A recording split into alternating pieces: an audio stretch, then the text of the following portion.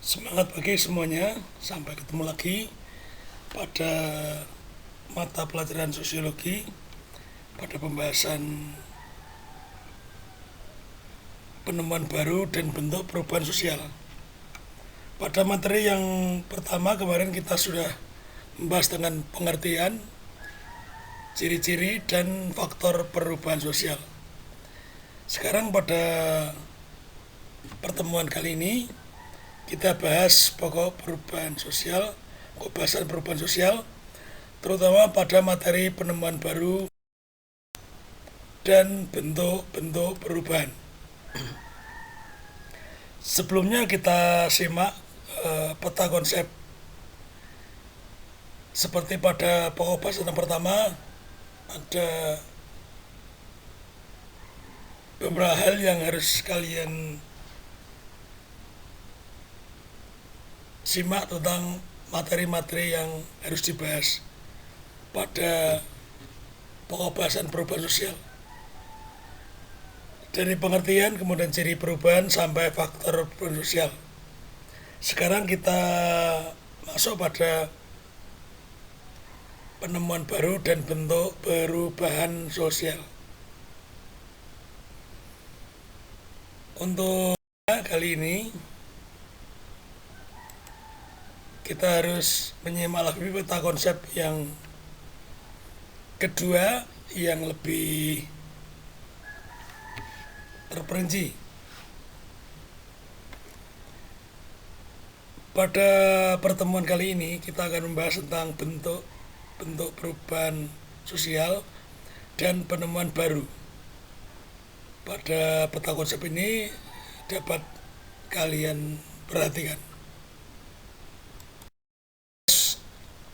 Lebih lanjut pada bentuk perubahan, mari kita bahas dulu tentang penemuan baru. Apa itu penemuan baru?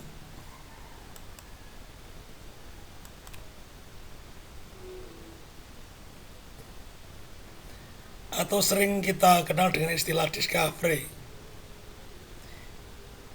Penemuan baru atau discovery yaitu suatu penemuan unsur kebudayaan yang baru, baik berupa alat maupun gagasan yang diciptakan seseorang.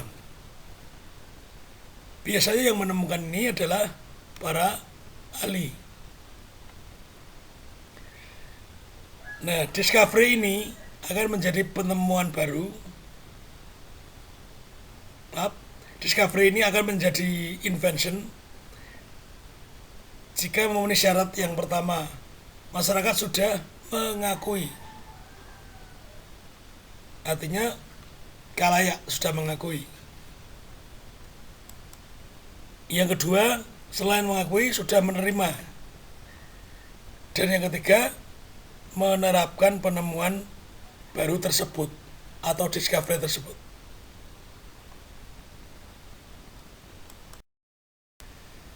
Nah, faktor yang dapat menyebabkan timbulnya penemuan baru.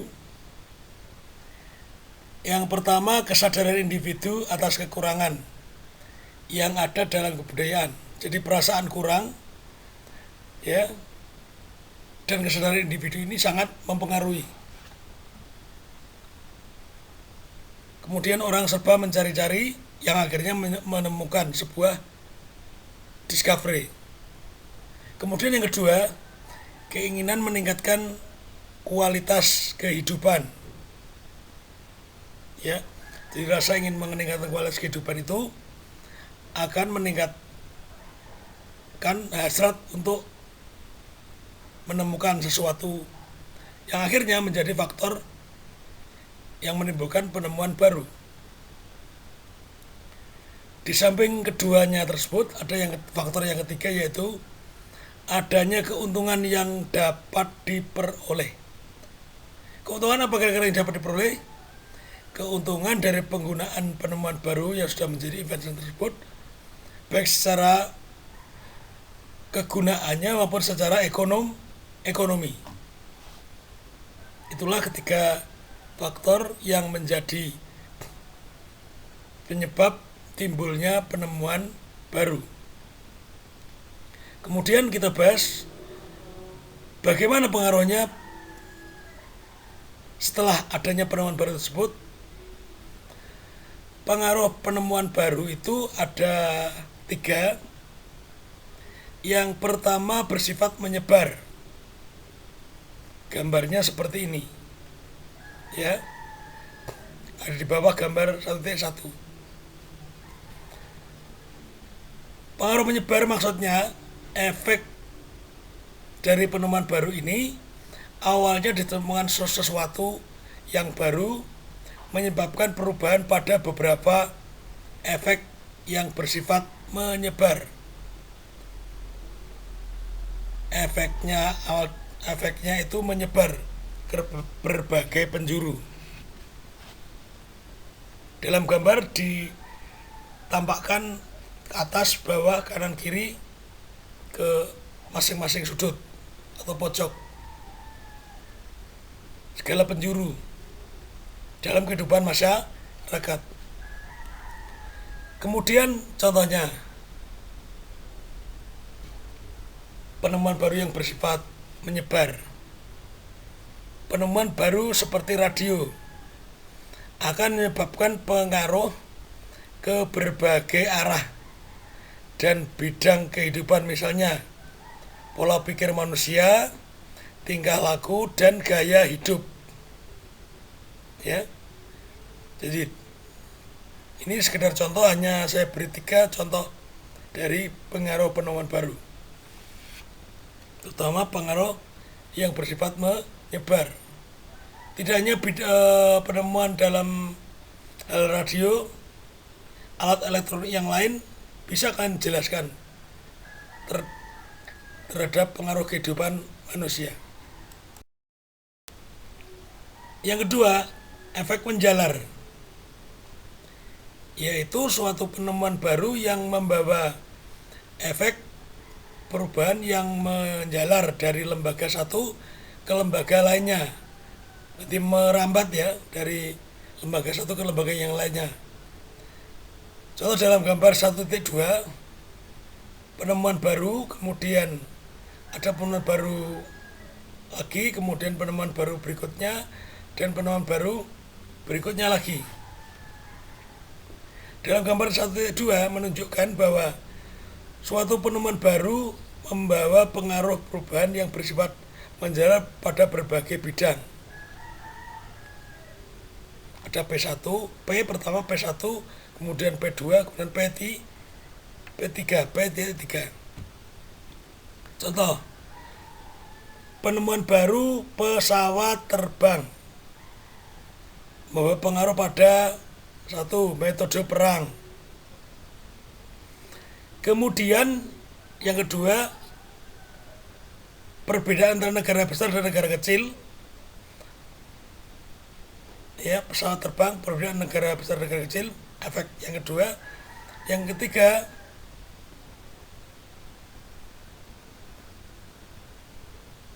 di samping perbedaan negara besar dan negara kecil, dan negara industri dan negara berkembang. Atau contoh penemuan kapal laut, misalnya tadi kalau pesawat, kemudian yang kedua kapal laut. Bagaimana dampaknya, pengaruhnya? Pengaruh pada alat transportasi. Di samping pengaruh pada alat transportasi berpengaruh juga pada metode perang. Yang ketiga, berpengaruh juga pada bentuk penjajahan dan seterusnya. Itu pengaruh dari penemuan baru yang bersifat menjalar atau merambat. Yang ketiga, efek dari penemuan baru yang bersifat memusat. Artinya, ada bermacam-macam penemuan baru menyebabkan satu jenis perubahan. Efek tersebut dapat dilihat dari gambar berikut bawahnya ya. Penemuan baru 1, penemuan baru 2, penemuan baru ketiga. Bagaimana pengaruhnya? Yaitu 1 pada bidang ekonomi. Penemuan baru yang kedua juga pengaruh pada bidang ekonomi. Penemuan baru yang ketiga juga berpengaruh pada bidang ekonomi. Jadi ini dalam gambar tersebut ada tiga penemuan baru, pengaruhnya satu yaitu dalam bidang ekonomi. Bagaimana contohnya? Adanya penemuan alat transportasi truk, kemudian bis, telepon menyebabkan terjadinya tumbuh berkembangnya daerah pemukiman dan pusat ekonomi. Ya, karena transportasi mudah, ekonomi berkembang pesat, telepon mudah, ekonomi berkembang pesat. Penemuan kemudian alat transportasi manusia dan barang, ekonomi meningkat.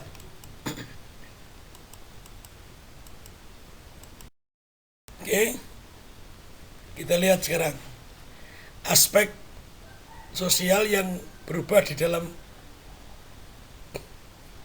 perubahan setelah adanya penemuan baru.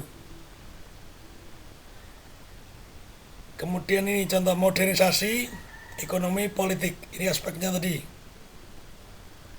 Dari tradisional yang modernisasi menjadi modern. Kemudian yang ekonomi dari sistem menjadi sistem pasar. Politik dari monarki menjadi republik atau dari demokrasi. Seperti itu. Karena pengaruh berbagai negara satu dengan negara yang lain atau daerah satu dengan daerah yang lain. Ya, ini perubahan sosial dilihat dari aspek-aspek sosial.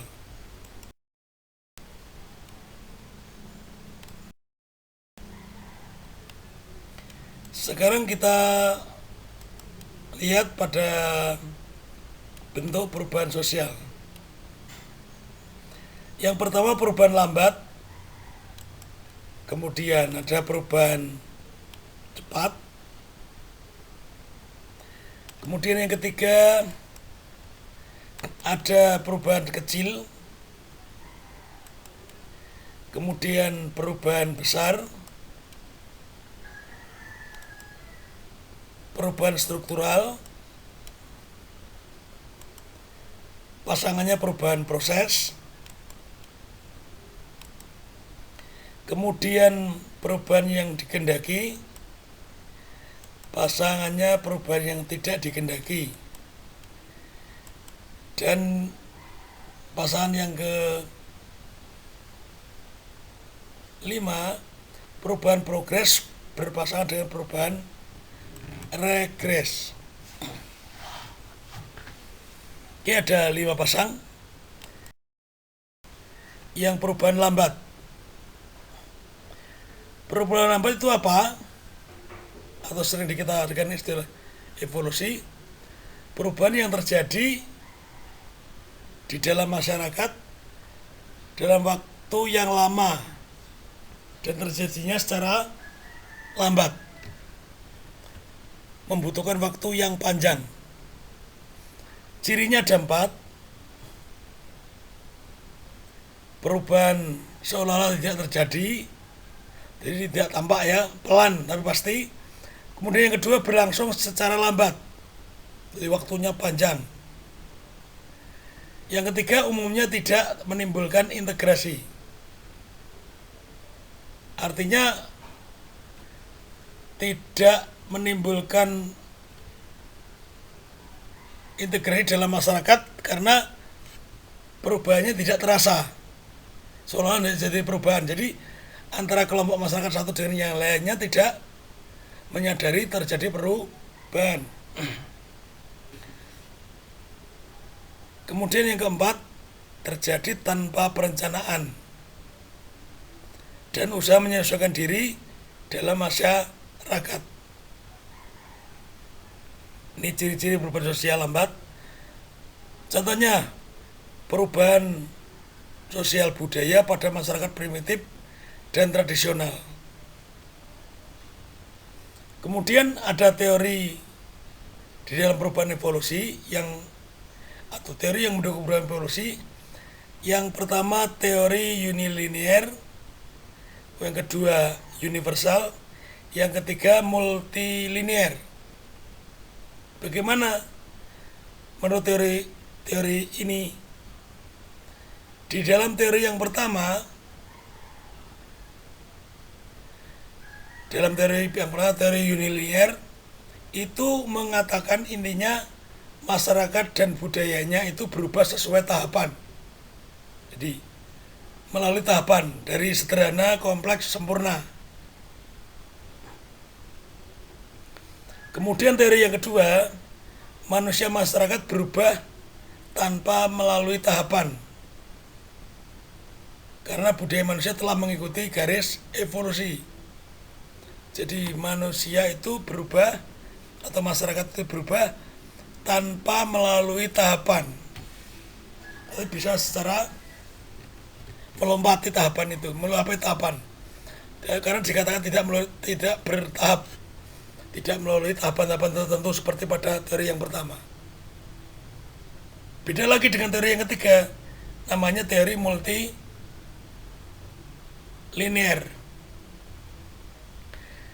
Kalau teori pertama mengatakan manusia atau masyarakat berubah melalui tahapan, teori yang kedua manusia masyarakat berubah tanpa melalui tahapan, yang ketiga ini menekankan pada hasil penelitian tentang perkembangan tertentu dalam masyarakat. Jadi berubah tidaknya itu ditentukan oleh teori-teori atau hasil penelitian, data otentik yang ada pada masyarakat. Itu teori yang mendukung perubahan sosial lambat atau dikenal dengan perubahan evolusi.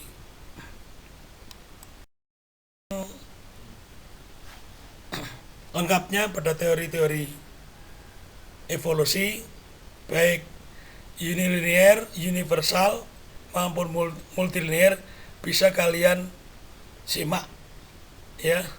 Ini isi intinya yang lebih terperinci. Bisa kalian baca ya. Ini lebih detail. Oke, kita lanjut. Sekarang perubahan sosial cepat atau dikenal dengan perubahan revolusi. Apa itu perubahan revolusi? Yaitu perubahan sosial yang mendasar, menyangkut sendi-sendi dasar atau pokok dalam masyarakat, yaitu tentang pranata maupun lembaga kemasyarakatan.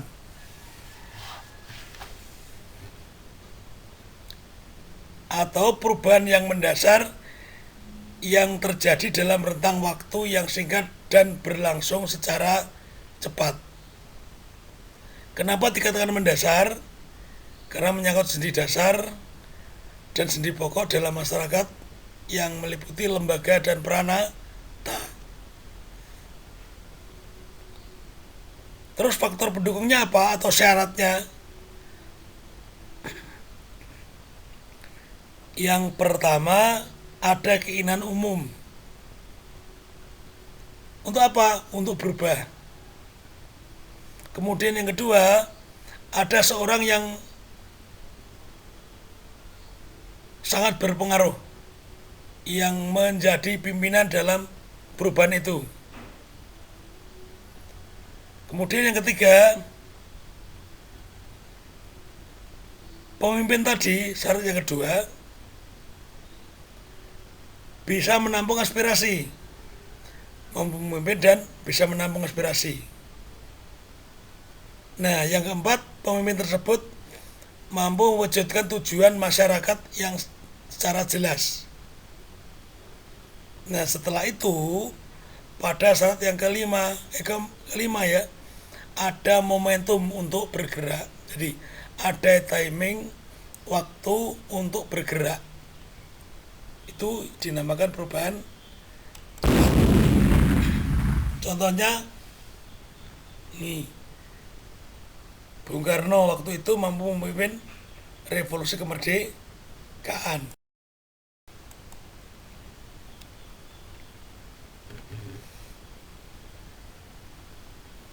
Sekarang kondisi yang memungkinkan terjadinya revolusi atau perubahan cepat.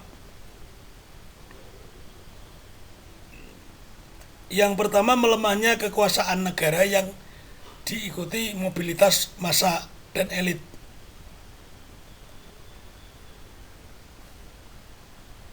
Ini pendapat dari Barrington. Yang kedua, konflik ekonomi yang berlanjut pada kekerasan dan konflik politik. Ini menurut tokoh sosiolog Jeffrey mengatakan begitu. Kemudian yang ketiga, lawan politik yang siap ambil alih kekuasaan. Charles Taylor. Ya. Yang keempat, munculnya krisis politik militer dari negara dan munculnya kelas dominan. Ini menurut tokoh berikutnya yaitu Teda.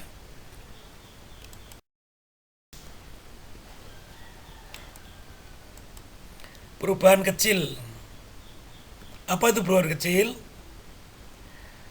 Perubahan sosial yang tidak menyangkut berbagai aspek kehidupan serta tidak membawa pengaruh pada struktur perubahan sosial.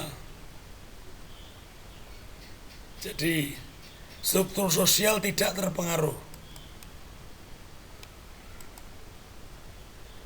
Misalnya mode pakaian, mode rambut, atau model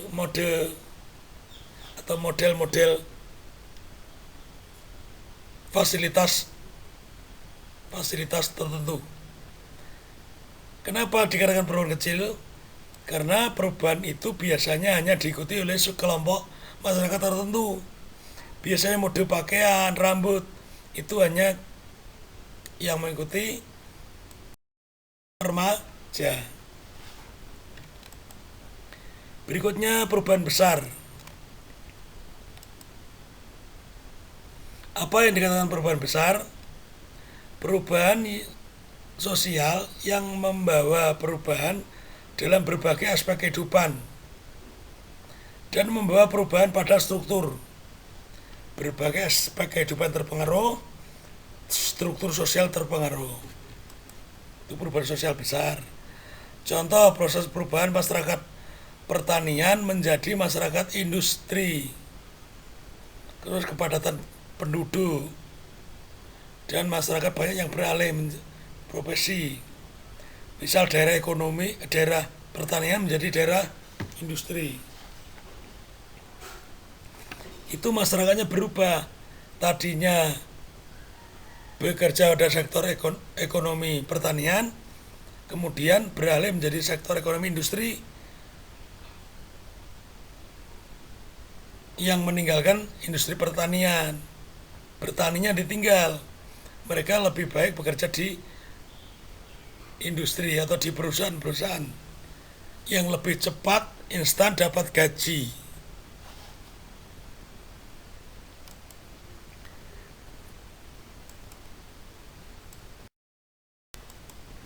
Kemudian berikutnya, perubahan yang tidak direncanakan atau tidak dikehendaki.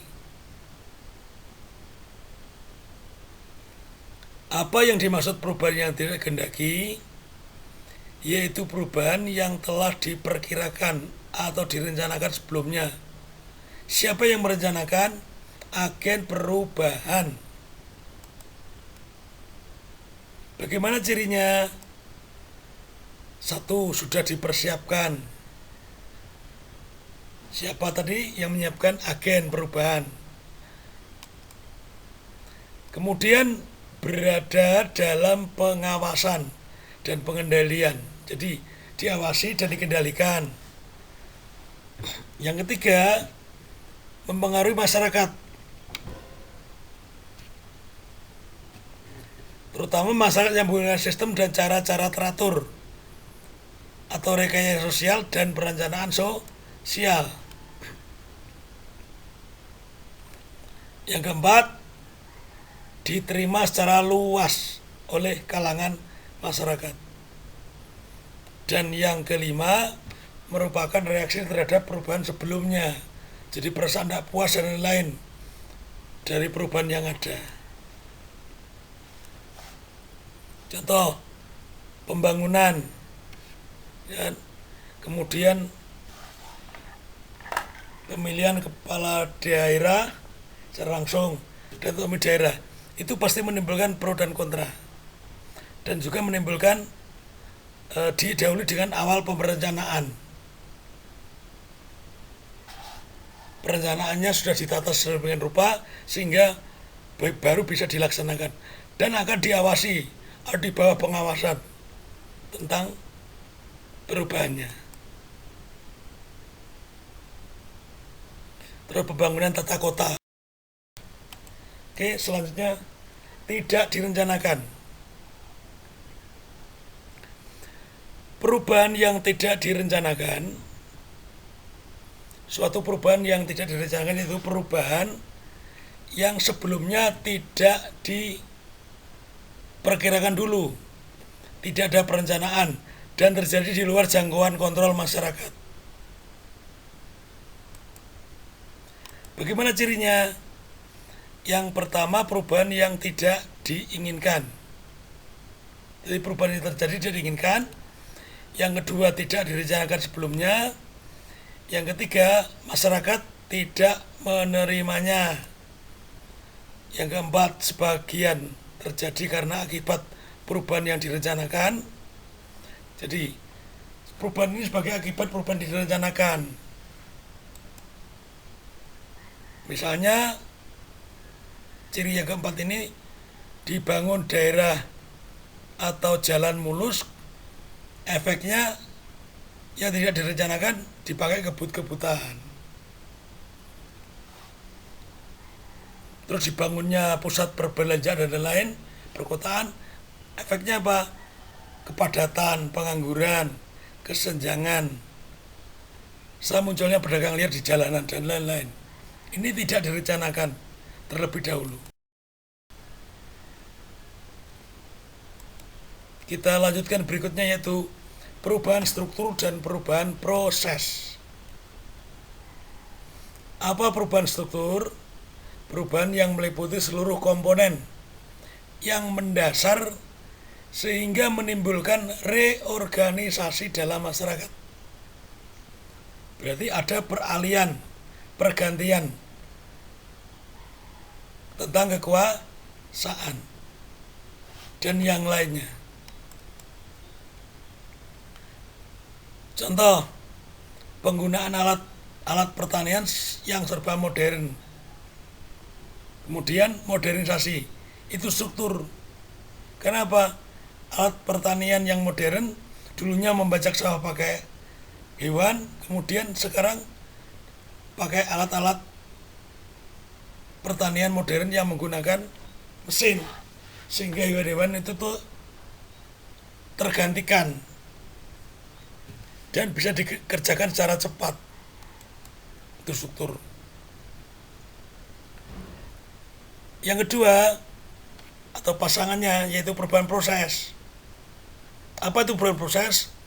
Perubahan yang tidak mendasar, hanya berupa penyempurnaan. Penyempurnaan atau pembaruan dari mana? Dari perubahan sebelumnya. Contoh, perubahan kurikulum pada dunia pendidikan, kemudian amandemen undang-undang dasar dan lain-lain. Berikutnya perubahan progres dan regres. Apa itu perubahan progres? Perubahan progres itu perubahan yang membawa kemajuan.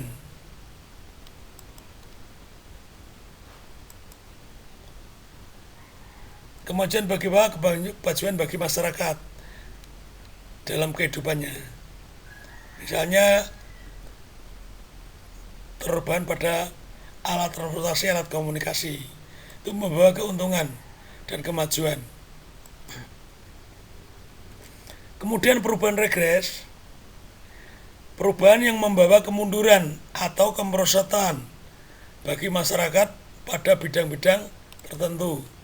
Contoh, memudarnya sistem gotong royong di pedesaan akibat masuknya mesin-mesin pertanian. Kalau dulu orang mengerjakan sawah dengan menggunakan tenaga manusia dan hewan, bisa terjadi pakai gotong royong.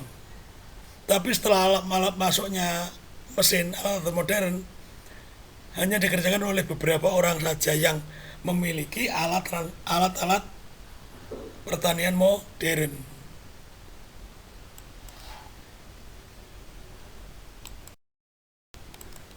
Antara lain bentuk-bentuk perubahan sosial dan penemuan baru.